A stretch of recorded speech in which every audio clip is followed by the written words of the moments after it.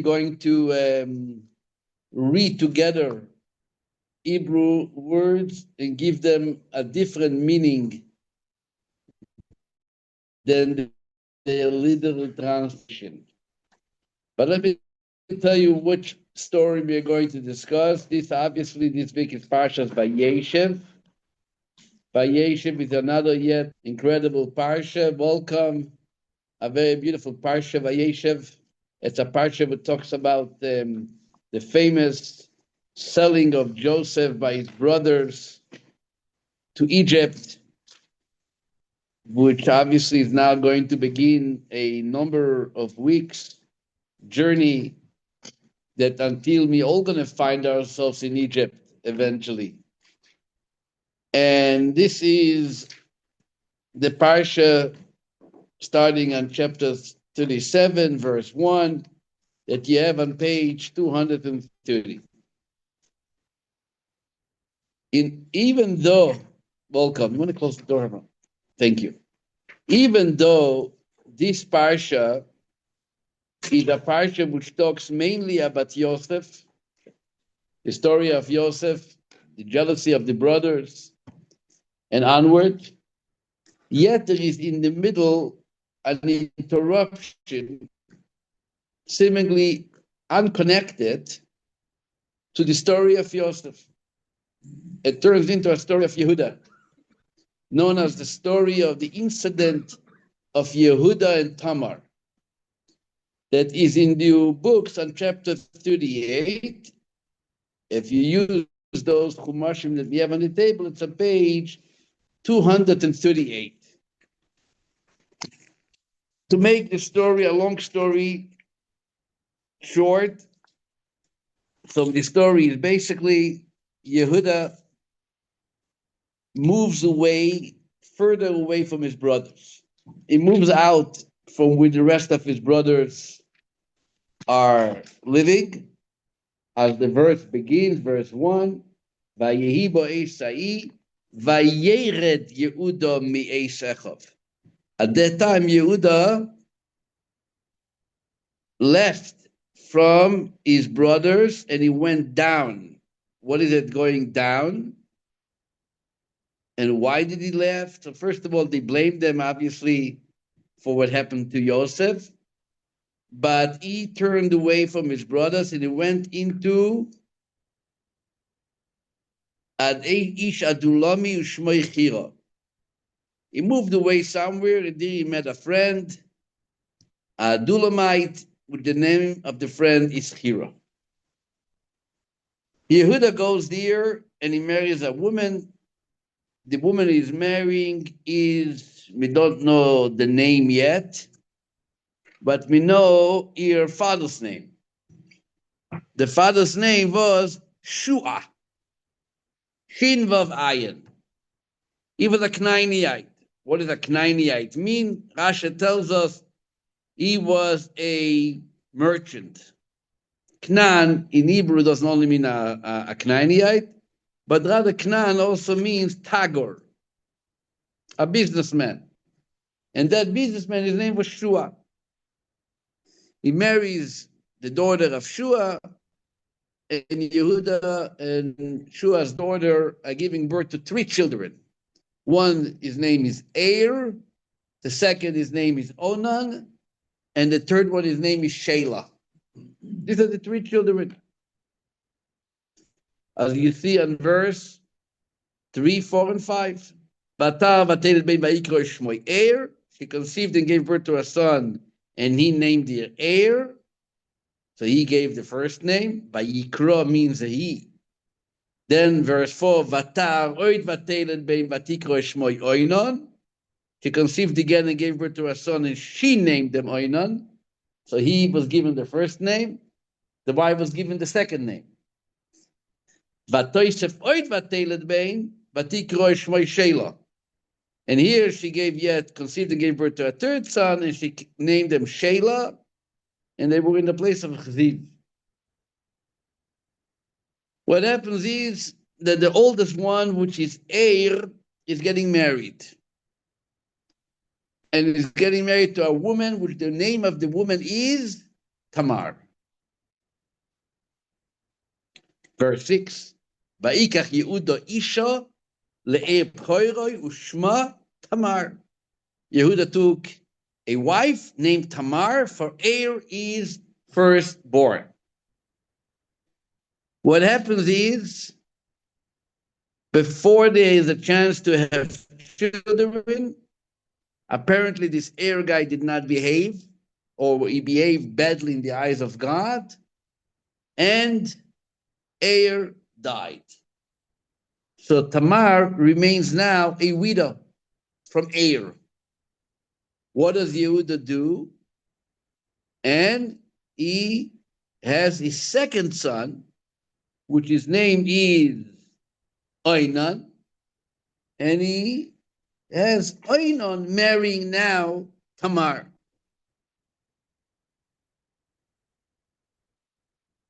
There's a famous halacha brought down in the Torah called the lavish marriage, not lavish, levirate marriage, which a brother should marry a sister-in-law which died without having children. So perhaps that was part of the deal. Either way, Oinan also behaves inappropriately. And he dies too. As you see on verse 7. Vayi'er, I'm sorry. On verse 10, Vayera be'ina Hashem asher oso, God did not like the way the second child, Oinon, behaved. Vayomos gamoiso, and he also died. At that point, Tamar comes to her father-in-law, and she says, I was married to your son, Er, and I did not have any children. Then I married your son, Oinon, and I still did not have any children. Perhaps I should marry Sheila, the youngest one. And obviously, Yehuda sees that this is a woman which causes his sons to die in his eyes, so he refuses. He doesn't want Tamar to marry Sheila. Tamar wants very much to bring children from Yehuda, from the tribe of Yehuda, from the family of Yehuda. So she does a very bold conduct, if there's such a word. She behaves very unusual. She dresses herself up to be considered, which we call in the Chumash over here, a zona. What is it? Like a prostitute. What is it called? Harlot. No, was like an harlot. And she's now sitting on the roadside where Yehuda is traveling to shear his sheep. Sometimes you see the signs, Kalse Creek is going to have sheep shearing. So today it's an attraction for children, but in the olden days when people were raising sheep, there was a common conduct. Yehuda on sheep, and he's making his way to Lagos Sinai. So she was alongside on the road, and Yehuda is looking to have a relationship with her, and she's asking for payment. Yehuda promises to give her a goat.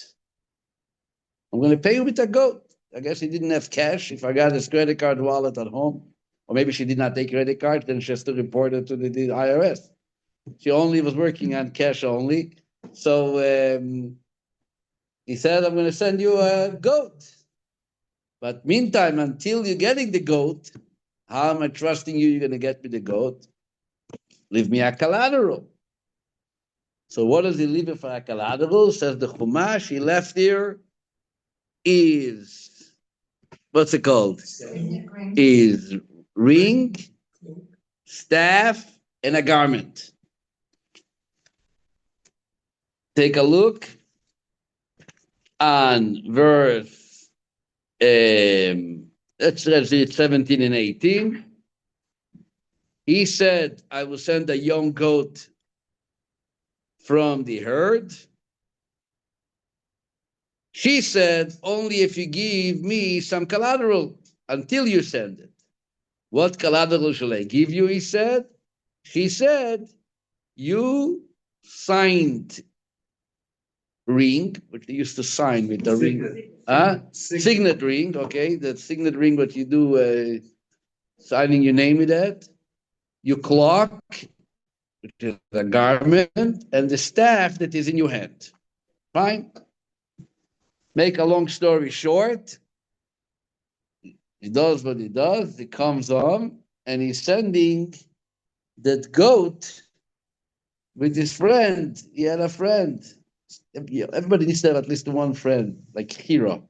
The friend, and then you misbehave, he's going to protect you. He's going to watch over you. You need to send over the goat. You don't walk around to this harlot with a goat. So the hero, the Adulamite, he's Reacha Kamocha. He's going to be taking care of business. So what happens is, he comes with the goat, he tries to redeem the collateral, he doesn't find her. And Yehuda tells him eventually, Allah, stop looking for here, because as more you look for here, people are going to realize that I had some connection here, so let's let it keep the ring, let it keep the staff, bring back the goat, let's close it up. Hopefully, nobody will find out. Meantime, Tamar is pregnant. And when Tamar is pregnant, the information comes to Yehuda, and according to Jewish law, she was not allowed to become pregnant by anybody because she's still considered a Yevama.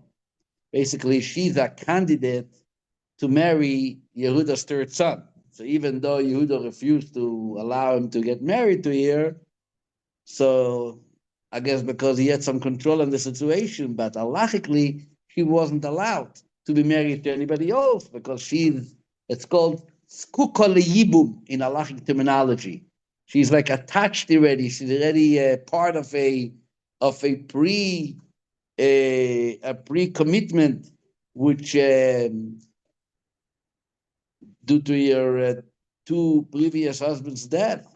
No kids. Doesn't the son have to agree, or he's out of the equation? He just the son has to agree too, but as long as she did not get a refusal from the son, she got a refusal from the son's father. So she has the right. She has to wait. And even then, there's chalitza. It doesn't just work. I said no. The son has to go through a process called chalitza, which is substituting the yibum. All the discussion in the Chumash, very interesting thing. So Yehuda, I guess, was the judge. He was the leader. He says, "Oh, that's how you behave. There is consequences, capital punishment called sreifa. You got to be burned."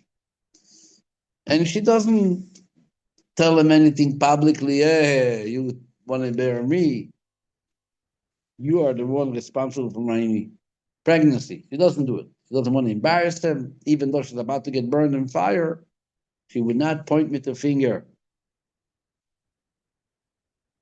I was this past Thursday at a wedding in Israel, and the rabbi who officiated the wedding for my nephew, wasn't my father, tells the bride to point with the finger for the groom to put on the ring. So she points with the index finger, and he turns to the groom and he says, "You see, that's what life is. Wherever she points, you go." Anyway, so now Yehuda continues with the process when she finally sends a message. And she says the following words. What does she say? Take a look on verse 25. He mutzeis, she was taken out to be burned. Ve'i sholcha el chameh leimor, and she sent an agent to your father-in-law, which is Yehuda, saying, Leish asher eileloi anoichi hora. I am pregnant from the man whom this belongs. But Toimer, she said, Haker no. Please identify lemiach choisemes ve'apsilim ve'amate ohela. Whose signet, ring, clock, and staff are those? And Yehuda obviously recognizes them, and he says, Tzadka mimeni, she is right in what she says, meaning she became pregnant, ki alkein lo inyasatiya l'sheila beni. She's right. Why is she pregnant? It's my fault. Because I did not give her to my son Sheila. So kind of she was lost in the situation. He didn't continue to be intimate with her anymore, or he did not continue to be intimate with her. Different explanations what exactly it means. Whether he did or he didn't, doesn't matter. This is the story of Yehuda. I'm going to come soon to the birth of that pregnancy, all the way to Moshiach. Today, obviously, is the 19th to 20th of Kislev, Hasidic holiday. I want to take a little switch and turn to a Hasidic insight into this story, as much as we can afford in the time of the class. The insight of today is from a early Hasidic master. His name was Rabbi Avrom Dov of Uvrich. He was a student of the early Hasidic students of the Baal Shem Tov, Reb Nochem of Chernobyl, the Moirenaim, Reb Levi Yitzchak Aberditchev. So he was their student. So we are talking now the original Hasidic leaders, who was rabbi in Zhitomir, and then in Uvrich. This is cities in Ukraine. And then he moved to Eretz Yisrael, where he lived and he settled in the city of Tzfas. He was also close with the Alter Rebbe, Reb Shneur Zalman. It says whenever the Alter Rebbe traveled to Mezrich, he used to stop in Uvrich to meet with this rabbi, Reb Avram Dov. And he wrote a book. The book I have in front of me is called Bas Ayin. Bat Ayin, that's the name of the book. He's buried in Sfas. I look at his gravesite. It's interesting, a personal anecdote into his life.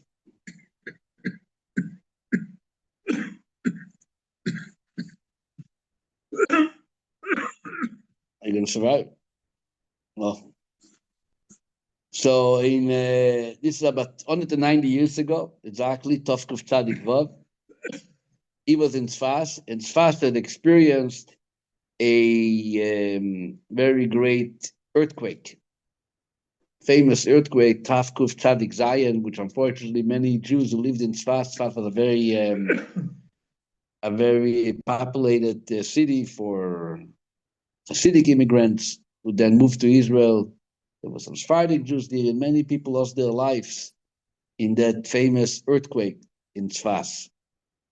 One of the stories is, and you can see it, also go visit the city of Tzfat, there is a synagogue called the synagogue of this Rebbe, of Rabbi Avrom Dov Miavruch. When you come into the synagogue, you see the roof till one point that looks one kind of, you can see that there is another part of the roof was attached to the original part of the roof. Was that the synagogue that had no mezuzahs on it? I don't know. No. Another. The Ari synagogue doesn't have mezuzahs. This synagogue, there is a sign there, there's a plaque on the wall, which says that during the famous earthquake, the Rabbi Dova from Vruch was in the middle of davening, and the earthquake started, and it was really shaking. He lied down on the ground, and he asked anybody, just come around me, stand around me.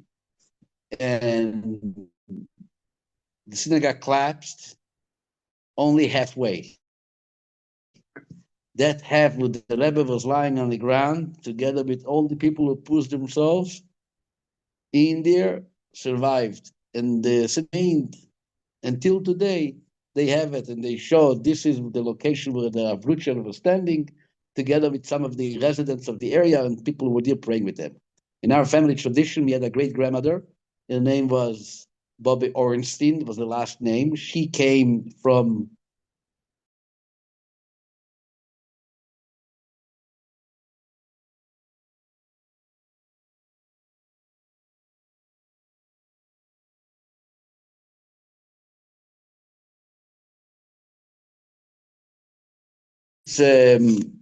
this grandmother was her husband was in Jerusalem at that time when the earthquake took place. She was in She lives right by the synagogue, and she and her baby, my Zayder, Reb Shaya Ornstein, survived the earthquake because they were part of the group who centered around Reb Avrom Dov of Vruch. That's a tradition in Mishpach. So he has a book called Basayin, and he discusses and explains the meaning of these verses, gives it a Hasidic Kabbalistic insight in connection and in relationship also to the holiday of the upcoming holiday Hanukkah. As we all know, this coming Sunday, we begin a Yom Tov. The Yom Tov of Hanukkah starts in Mirz Hashem. It'll be a beautiful Yom Tov. You light the candles every night, starting with Sunday, the first night, going all the way till I guess the following week, Sunday, right? 8 days is 8 days. So the Bas Ayin writes as follows. First of all, he brings, which is something which is, he brings it in the name of the writings of the Arizal. We know that on Rosh Hashanah and Yom Kippur, we wish each other Ketziva v'chasima tova. You should be written and sealed in the book of life. But it doesn't just happen Rosh Hashanah and Yom Kippur. We say in the Nesane Tokef prayer, we say, Rosh Hashanah Yikasevun. We're going to be written on Rosh Hashanah. For the Yom Kippur Yechaseimun. We're going to be sealed on Yom Kippur. The Zohar HaKadosh says that you are sealed on Yom Kippur, but the note remains in God's hands. It's not being sent out to the responsible angels to actualize, materialize that note. It waits till Oshana Rabbah. Oshana Rabbah, the night, last night of Sukkot, is the night that we actually have accustomed to wish each other a good kvittel, which means a good note. The Zohar HaKadosh says this is the night when the notes are being sent out. He describes it like birds who are flying out the nest. This happens on the night of Hoshana Rabbah. The Ari continues and he says, even then, they are still kind of hovering in the skies, in the atmosphere, and yet are waiting. Maybe a person will still improve a little better and get a better chance. And it waits all the way till Hanukkah. Hanukkah, so Hanukkah, this is it. The Gemar Chatima Tova, the conclusion, or as the previous Rebbe writes in a Sikha, he says when he was in Poland, they used to refer to it as the Gemar Chasima Tova. The end of the Chasima Tova, the bottom line, but it's like, that's it. Gonna have to wait till next Rosh Hashanah for another chance. Is really happening when? The Yom Tov of Hanukkah. This is what that Rizal says. Okay. So we know that Hanukkah, in its essence, is a month which also belongs to Rosh Hashanah. And what happens on Rosh Hashanah when we are getting ready to receive the written and sealed good year? There is somebody called Satan, right? The prosecutor. And he comes and stands before God.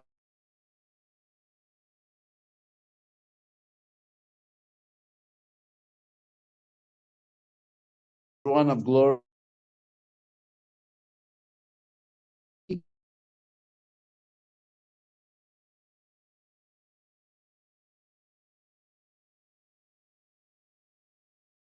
complaining and blaming the Jewish people for their misbehaviors, that they don't deserve the fasting, tshuva.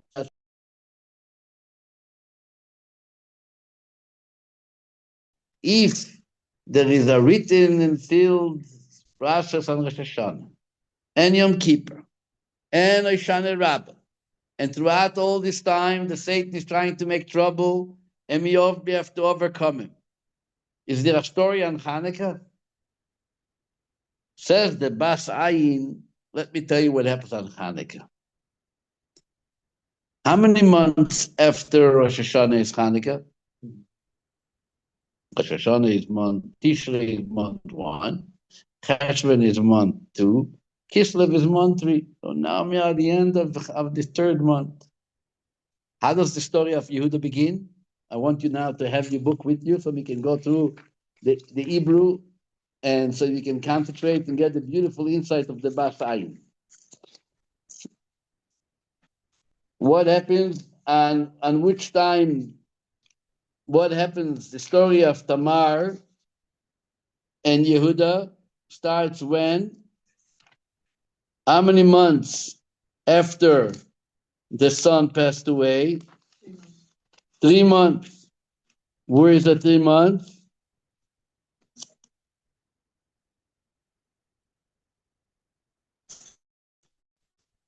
Vayehi, what is it? Verse 24. Verse 24. Vayehi kemishloish chadashim. Take a look on verse 24. Vayehi, and it was kemishloish chadashim. And it was nearly 3 months. What is nearly 3 months from Rosh Hashanah? Hanukkah. What happens? So before we continue, says the Bas Ayin, let me tell you who Yehuda is and who Tamar is. Yehuda, which letters are in the name of Yehuda? Yud Kei Vav Kei. To the point that in the Talmud, there's even a discussion. The Talmud, the Masechta Gittin, talks about if somebody was looking to write God's name, as he ended up writing just Yehuda, not Yud Kei Vav Kei, the Talmud wants to say that perhaps that is already considered a holy name, because Yehuda as Yud Kei Vav Kei. So Yehuda is God. And who is Tamar? What's Tamar mean in Hebrew? Date. Who is considered a date tree? In Shir HaShirim, we are called, King Solomon talks about the Jewish people, and he says, Zot komotech damtale Tamar.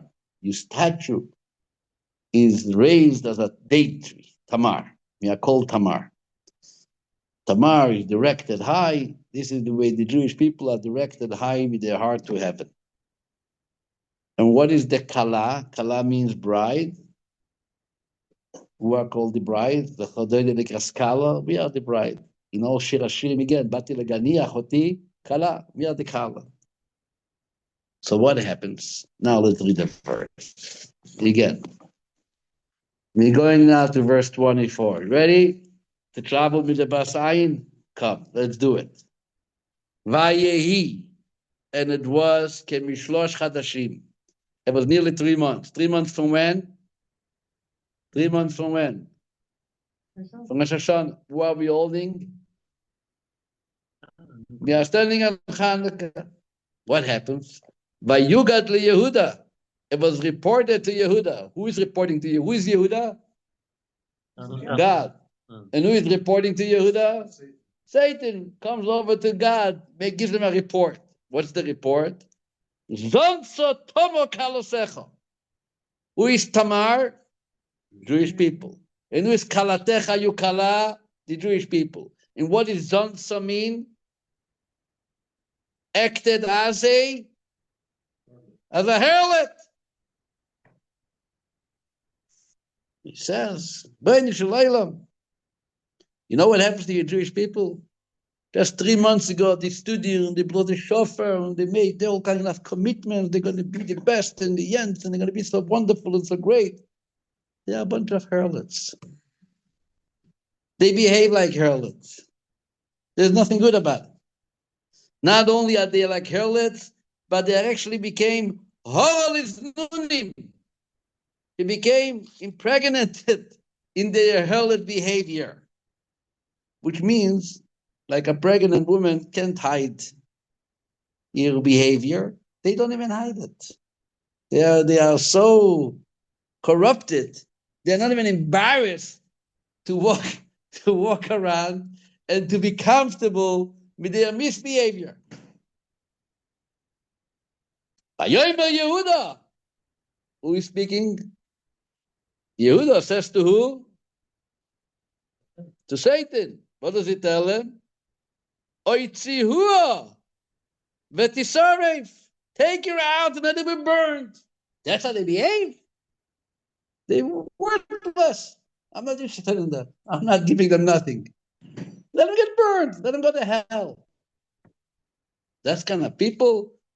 3 months for Rosh Hashanah, there's no one to talk to. They're already behaving like harlots. Says the Messiah. No. What happens? Him would say he's being taken out. Jewish people are being taken out to be burnt. Vehi. Sholcha el chamel leimor, and she's saying, sending a message. And what's the message? Leish asher eile loi. Onoichior. Says the Basayin like this. The Jewish people are sending back and they say, Satan is false. Satan is complaining and blaming that we are attracted and devoted, God forbid, only to bad behaviors and to bad practices. That's not true. We, deeply in our heart, our connection, our relationship, our commitment is Asher Eile Loi. Eile Loi here is translated the man to whom this belongs. But the Bas Ayin says that the word Eile Lo, Aleph Lamed Hey, Lamed Vav is 72. 72 is the famous word for chesed, kindness. Who is the one of kindness? God. So what are they saying? Our real relationship, our real connection is to the beloved, the God of belovedness, the God of kindness. This is the one that we are connected. It's not true what Satan says. It's not true. What's the proof? What's the proof? How are we going to prove that we are not really behaving like Satan says? Listen to what the Basayin says. Vatoimer. The Jewish people say, Hakerno, you want to recognize it? You want to have a sign that we are really committed to you, God? Here is the sign. Lemi achoisemes. To whom does it belong, the choisemes? Here it's being translated as what? The signet, what do you call it? Signet ring. The signet ring. Ve'apsilim, ve'amata. What are the 3 items? Listen to what he says. He says, you remember the story of Hanukkah? What was the story of Hanukkah? They found what? Crucible. Of oil, which was what? What?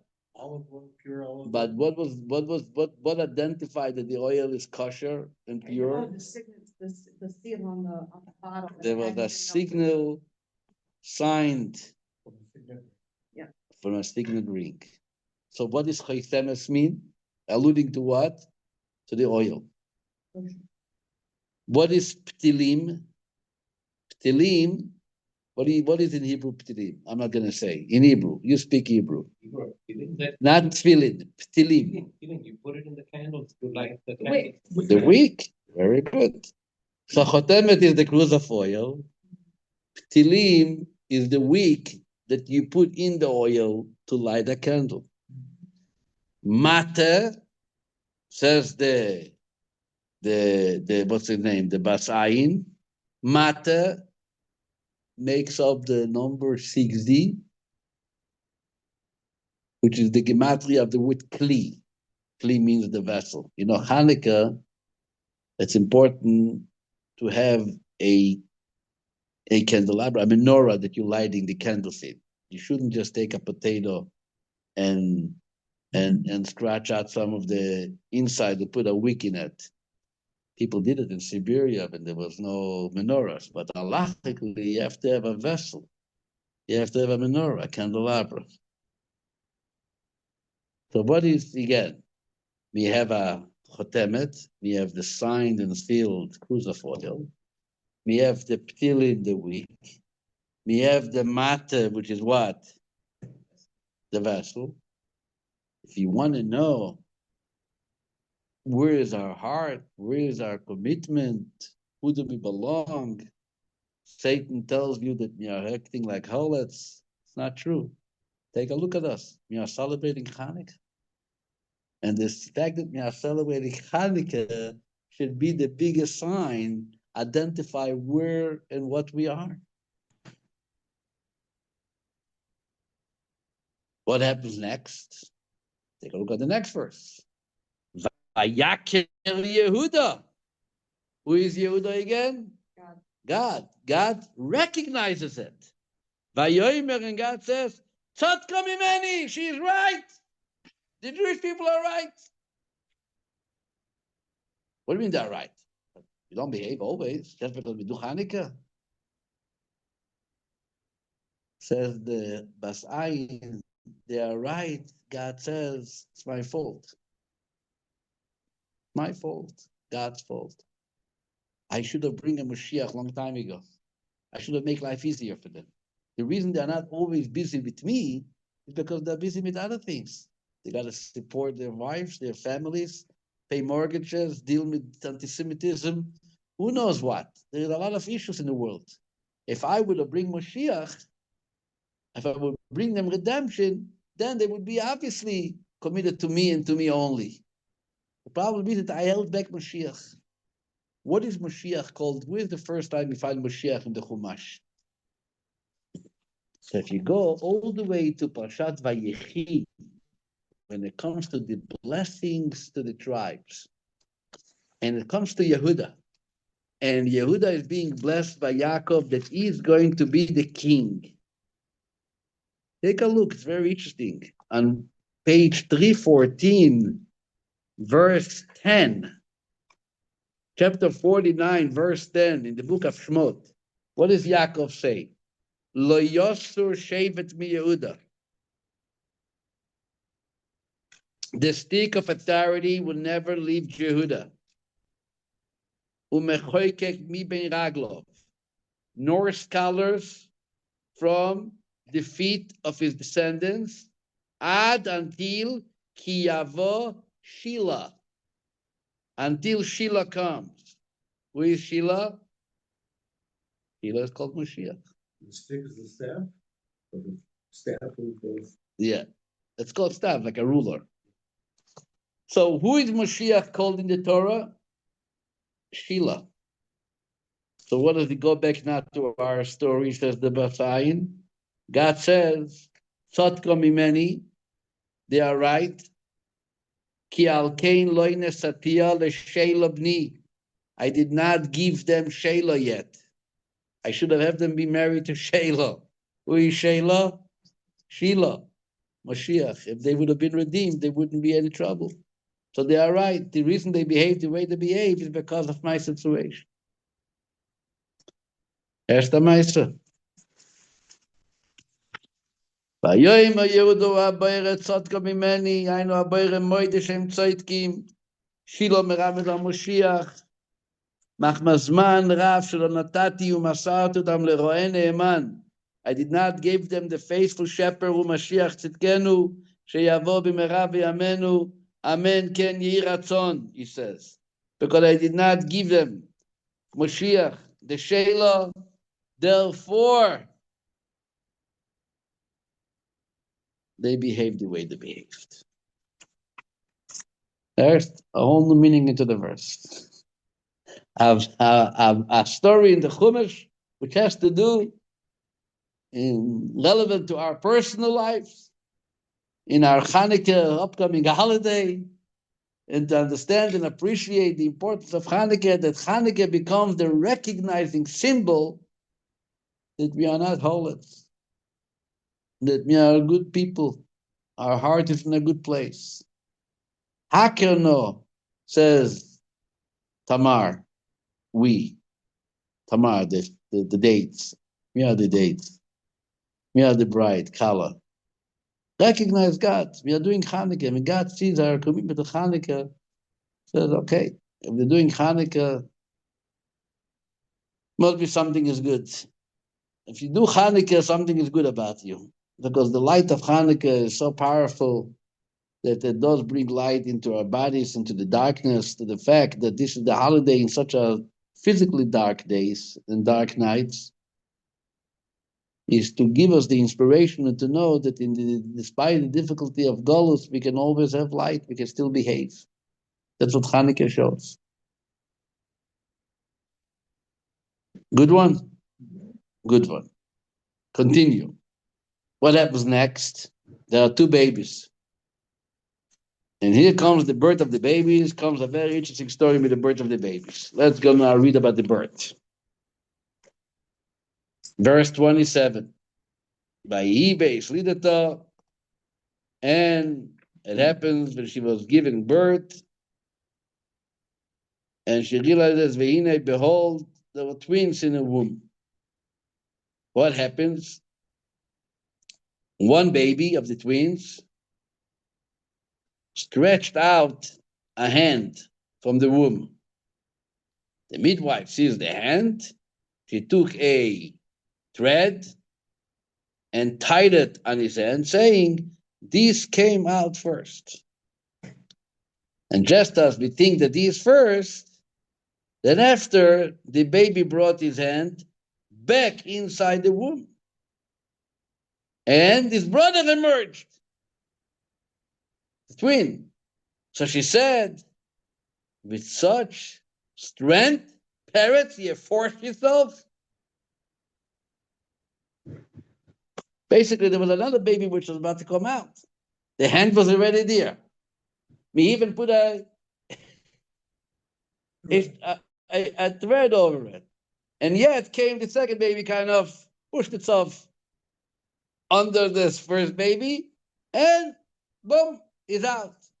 So Yehuda said, what's going on? Ma poratzto lecho peretz. What such strength? Peretz means strength, breakthrough. You forced yourself out. You know what? Your name is going to be Peretz. What does Peretz mean? Breakthrough. Afterwards came the second brother, which has the little Reuben on his hands. And what was his name given? Zorach. Says Rashi, what does the word Zorach mean? Zorach in Hebrew means Zricha. Zricha means shining. Apparently the thread was a shiny red. Is there a word in English for it here? You say crimson is the color. Crimson. What color is crimson? Red? Bright red. Very good. So it was a bright red. And that bright red was the color of the string. So they call it Zorach. That's what Rashi explains. Shining. Zorach means Richa. Shining. So Peretz means breaking through. Zorach means shining. Very beautiful names.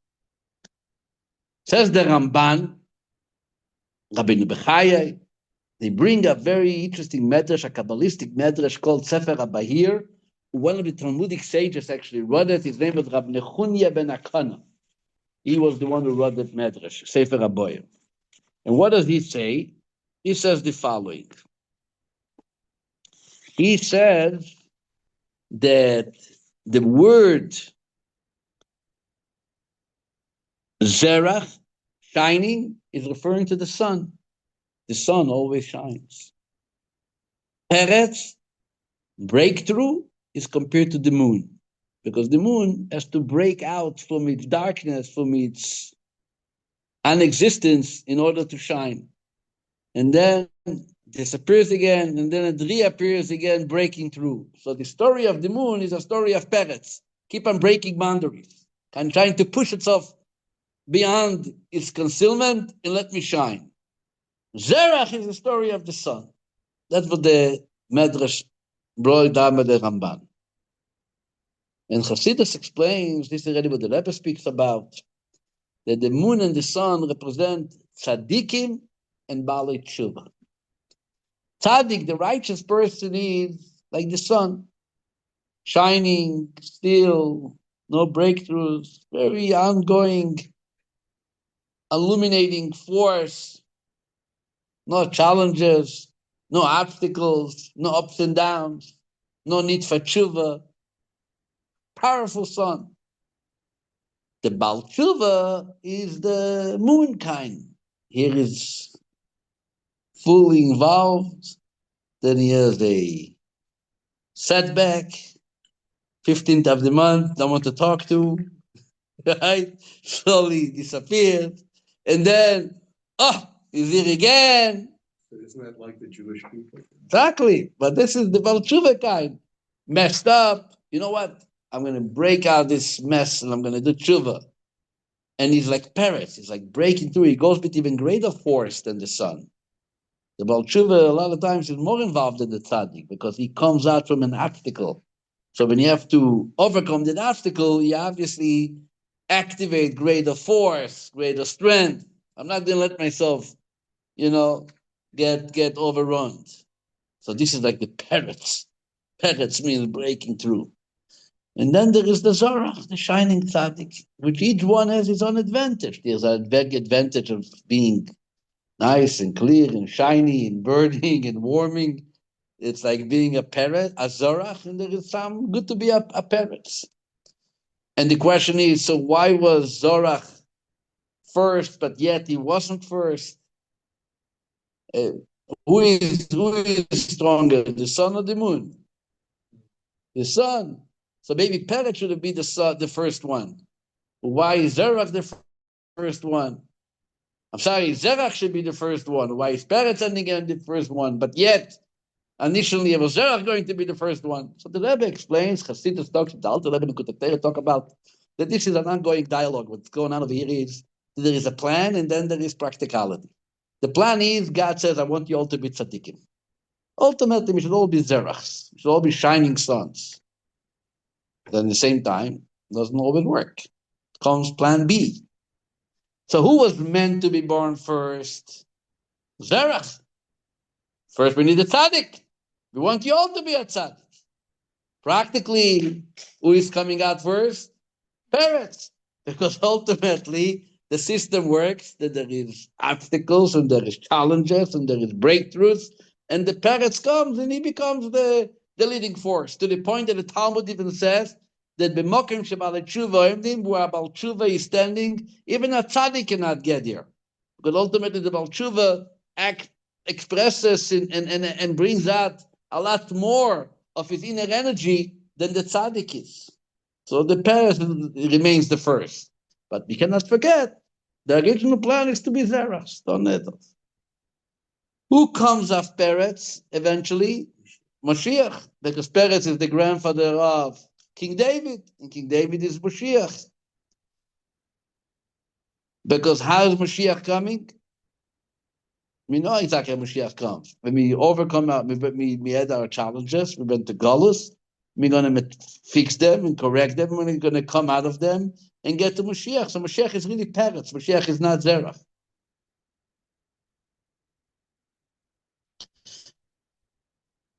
Moshiach is Peretz, Moshiach is not Zerach. So what happens in the story of Yehuda? Let's take it all, let's try bringing it home. What happens over here? What happens over here is that from the beginning there is a plan. As the famous Medrash says, right here in Parsha Vayeshev, the Medrash says, with Baldi brothers, everybody was busy with his own things, says the Medrash. Yosef Reuven is doing tshuva, Yaakov is mourning about Yosef, Yosef is mourning about leaving Yaakov, Yehuda is busy finding a wife. Says the Medrash, what is God busy with? God is busy bringing the light of Moshiach, creating the light of Moshiach. Medrash. So the real story of Yitzhak Kislev, of Hanukkah, Yehuda, is the story of Geula.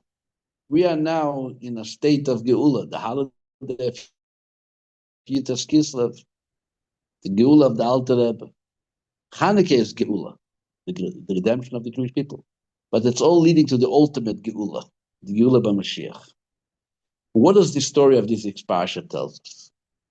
When you're in Galus, when you're in a state of exile, and anticipating the coming of Moshiach, so we should not ever, God forbid, give up hope in ourselves and say, look, here I fell, and here I fell, and here I gave in, and here I gave in. And Satan is going to come and say, look, 3 months, look what happened to Tamar. Look what happened to your beautiful date tree.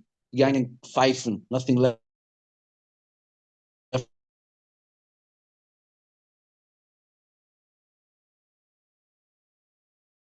3 months after Rosh Hashanah, there's no one to talk to anymore. This commitment, and which is being expressed at this time of the year, especially by the fact that we are lighting Hanukkah candles. Hanukkah candles means that we are ready to recognize that there are miracles. We are ready to recognize that there is a God of the world. That's what the story of Hanukkah is. What are we doing on Hanukkah? We are publicizing a miracle. We are telling ourselves, our families, our neighbors, that we believe in a God. We believe in a God which is superpower and overrates nature. And this is a statement about our soul commitment. This is exactly what Hanukkah is. Like the Rabbi the Basayin explained, right? Chotemet, Ptilim, Mateh, right? Oil in the wick. Yet, you can't ignore the fact that we do have our downfalls. Yes, Hanukkah is Hanukkah, but there is the eve of Hanukkah and there is the end of Hanukkah, and a person is a person. So what is going to give us the strength to continue and to be inspired to march when we need to march all the way to the redemption without getting lost? And we have to remember that ultimately God likes the parrots. We are all descendants of parrots. He is the practical first one. We have the strength to break through those limitations and to overcome those boundaries, just like parrots. We are not zerachs. No one is a tzaddik. Even Moshiach himself, King David, is a parrots kind of kid. The whole birth of Moshiach came in a way of parrots.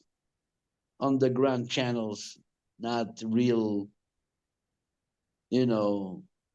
formal marriages. The whole thing was kind of a messy situation, so to speak. And yet, that's how light comes. Isn't this God? God has a plan. God has a plan. Yehuda, in the one end, it was his lowest point in life. Imagine you come home and you don't get back your stick, and you don't go back, you don't get back your signing ring, and your ID is left in the harlot's home. And she said, I don't know you. I don't know what you're talking about. Can't find them. What did they call it today in English? Epstein's files.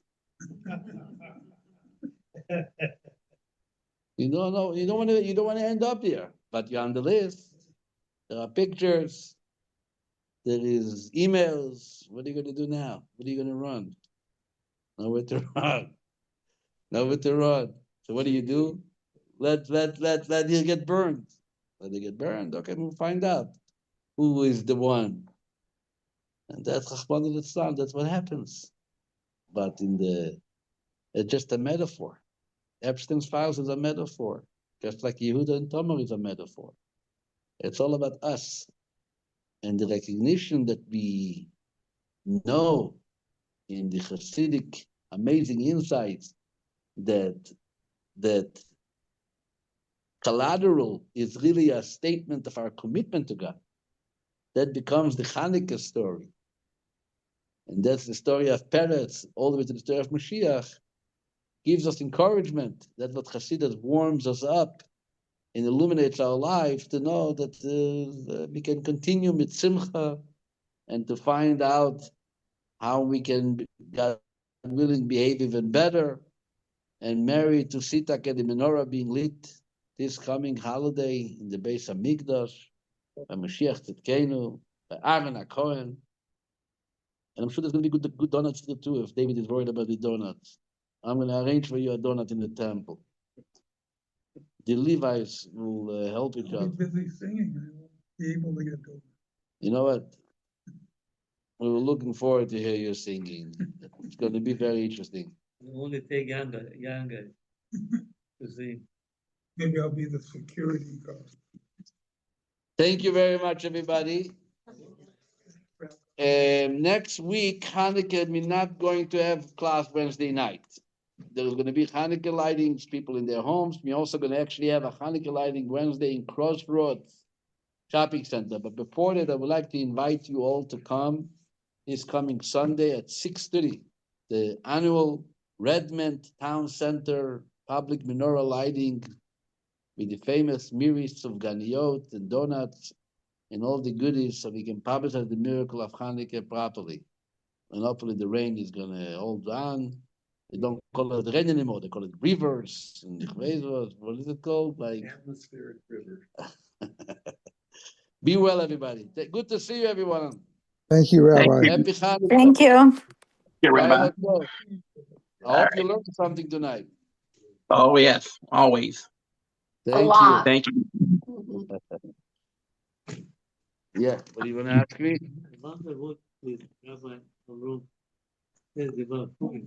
Oh, you have to wait for Purim. We'll come back. We'll come back to Purim. No worries. To me, Tamar seems like the barren wives. It's another way she went through 2 marriages, couldn't get pregnant, you have to wait. Yeah, but yeah. Yeah, yeah.